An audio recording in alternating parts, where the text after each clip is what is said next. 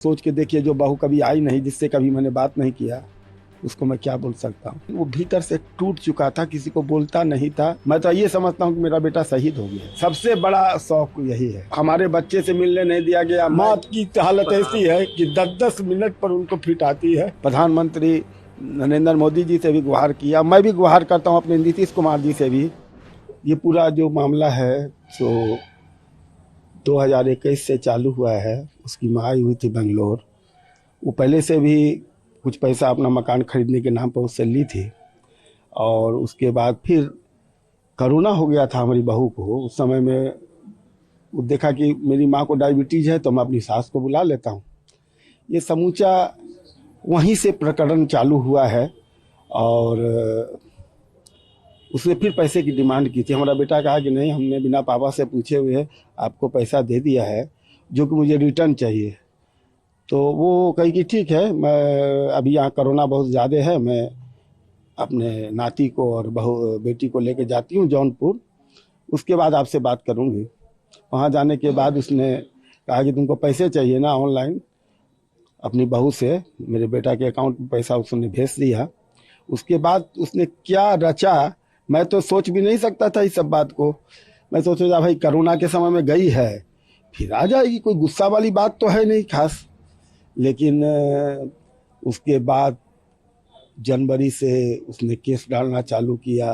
मेरा बेटा कहा कि पापा, ये तो केस डाल दी है, अब तो आएगी नहीं है। तो हमारा बेटा तो ये समझ रहा था कोरोना लेके गई है, चलो भाई हमारा बच्चा भी 1 साल के कुछ बड़ा हो जाएगा मामा के यहाँ। तो वो चुप था। जनवरी के बाद से लगातार केस पर केस, हमारे पूरे परिवार पर केस डाल दी। एक डोरी का इसका डिवोर्स का केस उसने डाला था। तो अदालत में लगा 1-2 पेशी के बाद कि भाई इसका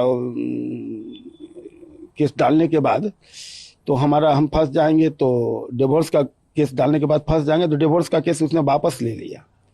तो हमारे वकील ने पूछा कि आप तो इसमें दस्तखत किए? बोले नहीं, वकील ने मुझे कागज़ दिखाया, मैं दस्तखत कर दी, जबकि वो बहुत पढ़ी लिखी थी और बिना जानकारी। ये शादी.com के कारण दोनों की जान पहचान हुई, और हम भी चाहते थे कि दोनों की ठीक है, दोनों आदमी एक दूसरे को जान पहचान लो और शादी कर लो, मुझे कोई आपत्ति नहीं थी। और HHI में शादी हम बनारस में किए थे, और उसमें जो भी पैसा मेरा खर्चा हुआ था, हम लोग क्या अपना यहाँ से जो बराती गए थे, तो उसमें हमने खुद पेमेंट किया है, जो कि ऑनलाइन किया है। सारा पूरा उनका हमने नहीं दी। जो होटल का खर्चा उन्होंने अपना बियर किया, हमने अपना बियर किया। जब ये डिवोर्स की बात हुई तो कितना पैसा जब तक आप आपके बेटे से ले चुके थे, और आप लोग डिवोर्स की बात हुई उस समय तक पैसा उसने नहीं लिया था। उसके बाद से सिलसिला चालू हुआ। मीडिएशन में जब गई हूँ तो 20,000 से चालू हुआ, और बाद में वो 40,000 पर आया। 40 से फिर कहा गया जज के द्वारा कि जज साहबिना ने कहा कि जो यदि तुम चाहते हो कि ये सेटलमेंट हो जाए तो तुम 5 लाख रुपया दो, मैं इसको सेटलमेंट करवा दूंगी। हमारा भी उन्होंने जिक्र किया। हाँ, उसी जज की बात मैं बता रहा हूँ। जज का नाम मुझे याद नहीं है, मेरा बेटा तो नोट में सब लिखा है, और पेशकार का नाम राघव है, ये याद आ गया अभी। तो ये सब सिस्टम के बारे में मुझे बताया ही नहीं उसने, लेकिन बोलता था कि पापा बहुत करप्शन है, बहुत करप्शन है। मैं सच्चाई के रास्ता पर हूँ, मैं लड़ूंगा, और मैं कोई पैसा करप्शन के नाम पर दूंगा नहीं। कितने दिनों से ये सब चीजें चल रही थी और वो परेशान थे? आप लोगों को कब पता चला? हम लोग परेशानी की बात तो हमको कभी बताया नहीं कि मेरे बूढ़े माँ बाप हैं, सीनियर सिटीजन हैं, तो मैं ज़्यादा शेयर करूंगा तो मेरे पिताजी BP की दवाई खाते हैं, हो सकता है मेरे पिताजी को मेरे बोलने से कुछ हो जाए, इसलिए वो दुख की बात बयान नहीं करता था। और यदि जिस दिन ये कांड हुआ है उसके रात में भी 9 बजे से लेके और 9:45 तक मुझसे बात, 10 बजे तक बात किया है। और मुझे देख के आपको भी लगता होगा ना, जो उसने साइड नोट बनाया है, फोटो मैं भी देखा उसका वीडियो, उसमें आपको देख के लगता है कि कोई आदमी इस तरह के एकदम अच्छे से वीडियो बना के इतने दिन में ऐसा कर लेगा, इतनी कठोर कदम उठा लेगा। लेकिन वो भीतर से टूट चुका था, किसी को बोलता नहीं था। उसने तो राष्ट्रपति से भी गुहार किया, अमेरिका के प्रधानमंत्री नरेंद्र मोदी जी से भी गुहार किया। मैं भी गुहार करता हूँ अपने नीतीश कुमार जी से भी, जो बिहार के रहने, हम भी बिहार के हैं। और यदि उनको हम लोग का दुख लगता होगा कि सही है, तो मदद करना चाहिए उनकी इस कानून व्यवस्था पर। हमारे पूरे परिवार पर 498 का केस आज भी था जो जौनपुर में, जिसमें हमारे सीनियर वकील है विजय कुमार श्रीवास्तव और अवधेश तिवारी जी और एक तो आपको सुशील यादव जी, ये सब सुशील राय जी, ये सब हमारे वकील हैं सीनियर। और वहाँ का एक वकील ये बयान दे रहा है कि हमारे जूनियर जो हैं अतुल जी के वकील थे और हम लोग के पास उन्होंने कभी कहा नहीं कि 40,000 रुपया है तो इसकी अपील करते। अपील के लिए तो गया था हाई कोर्ट, वहाँ का रूल ही अलग है। कोर्ट में भी न्याय नहीं न्याय नहीं मिला, उतने तो अपने बयान में कहा है ना। उन्होंने ये भी जिक्र किया है कि मेरे बच्चे से भी हमें मिलने नहीं, सबसे बड़ा शौक यही है। हमारे बच्चे से मिलने नहीं दिया गया। मैं गया तो मैं भी चाहता था कि मैं अपने पोता को आज तक गोदी में नहीं लिया हूँ, चूँकि मैं कभी बंगलोर नहीं गया। मैं ना वो यहाँ कभी आई है, एक दिन के लिए आई और फिर के बाद दोबारा आई नहीं। उसने लिखा है कि मुझे प्रताड़ित किया जाता था, दहेज की मांग की जाती थी। आप सोच के देखिए, जो बहू कभी आई नहीं, जिससे कभी मैंने बात नहीं किया, उसको मैं क्या बोल सकता हूँ। Justice is due. हाँ, अंतिम समय तक भी उन्होंने यही बात कहा। हाँ तो जस्टिस तो है, बाकी वो तो शहीद हुआ है ना। मैं तो ये समझता हूँ कि मेरा बेटा शहीद हो गया है।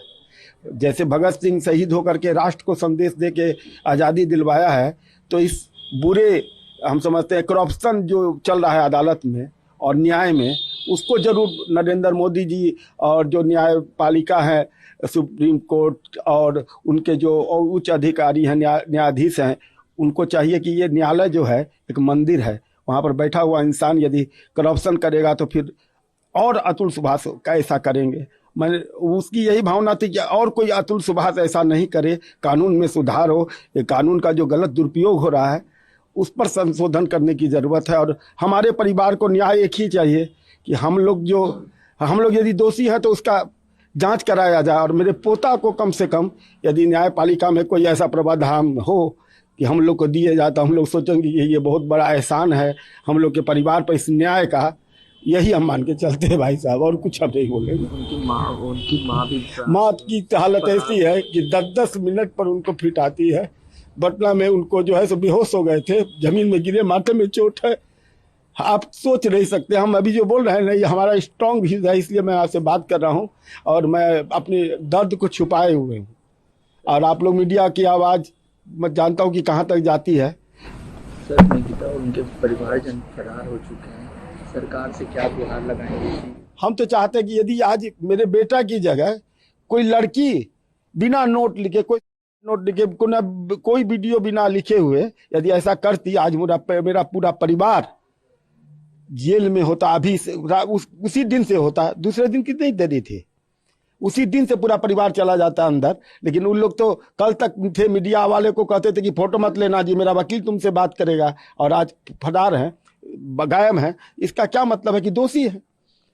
मीडिया के सामने जो आदमी नहीं आ रहा है उसको आप क्या कहिएगा? वो बाद में जाकर के सबूत जुटाएगा और बाद में जाकर जो बात थी तुम मीडिया को बताती ना, वो तो कुछ भी इल्जाम तुम किसी पर लगा लोगी। अभी भी न्याय चाहिए। न्याय तो चाहिए, न्याय के बिना तो हमारा बेटा क्या लिखा है क्या किया है सो अब देखें ना। जब तक न्याय नहीं मिले तो क्या करना है। बस सरकार से हम न्याय मांगते हैं और कुछ नहीं मांग रहे। नमस्ते।